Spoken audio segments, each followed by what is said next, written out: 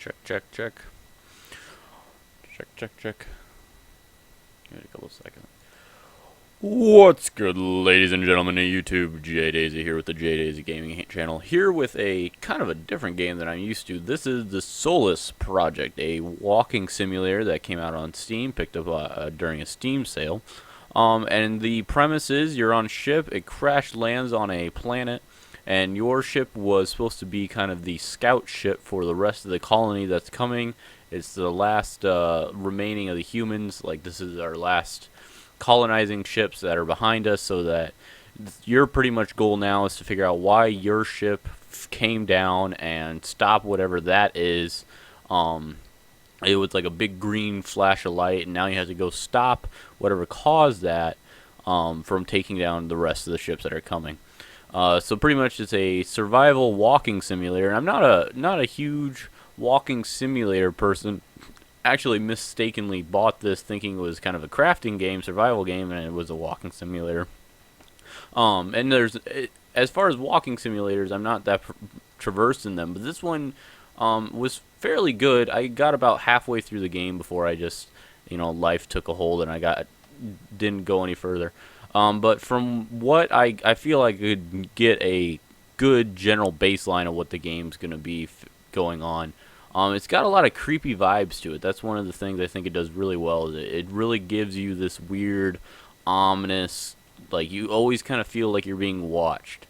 When you're on the planet's surface, you actually have to deal with like tornadoes and your heat and your cold. And I don't think you ever have to deal with food necessarily, but it's very good at leading you in a way that doesn't feel like you're being led when you're out on the surface. You come across people that have also survived the crash but then died later and left you notes, and you've come across these weird alien artifacts, but they are clearly from a civilization that is long gone. But at the same time, you were shot down by something, so you're trying to figure out what shot you down, why your ship was gone, and at the same time trying to establish communication so you can warn the colony ships that are right behind you that, hey, don't come here, something bad's going on here. So yeah, if you like walking simulators, this is definitely kind of your thing. If you like a lot more action in your games, I wouldn't really recommend this. There's not a whole lot of action. At one point you get a sword, and I got really excited. I was like, oh, that means something's going to happen, something's going to attack me.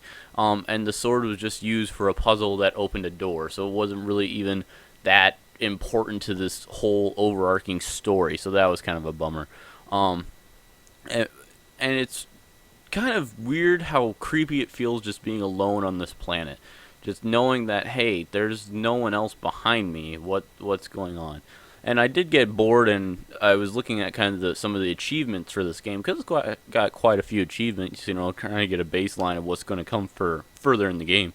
And one of them was, at one point you see another island out in the distance, and there's a bunch of like buoys leading to that island, and you find out that's where that thing, that whatever shot you down, that came from that island. And one of the achievements is to swim to that island. So I said, screw it, we'll swim to that island. And I started to swim, and I got shot back to the shore like a tidal wave had thrown me back. So it's kind of weird that they have these achievements that seem simple, but must be further on in the game. The game looks beautiful. I don't know if it's running at 4K, but all the graphics, I didn't really have any graphical errors with it. If you play with sound, the sound design works really well with what you're doing. The way you find stuff feels very organic. I would say nothing feels overly, OP or anything.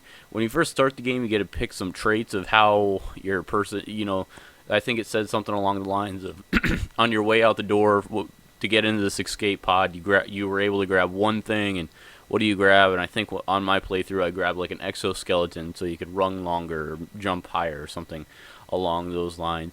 But I think this game really excels in those first like hour of it, where you just emerge out of this escape pod. There's all this debris coming down from the ship exploding. You're on this weird planet with all these weird things going on.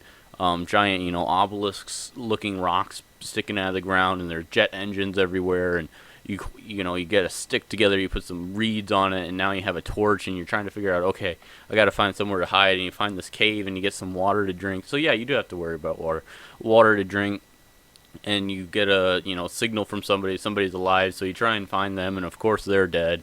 And you get like a little teleport disc and stuff like this. It really is quite a fun thing. It's just obviously it's a walking simulator, so it's not as action packed as I'm used to. Like I said, I haven't really played that many walking simulators to get a good feel for what this is compared to other things. But yeah, if you're kind of into this more story-driven game, like if you want a story-driven, don't need action-packed and guns going off and explosions other than the first few minutes, and you want to be able to find all these clues and be kind of a detective game, I would highly recommend it. If you just want something beautiful and really good with that, this game is definitely right up your alley.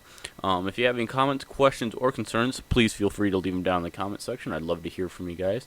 And as always, we're all in this together. Love you all very much. Have a great one.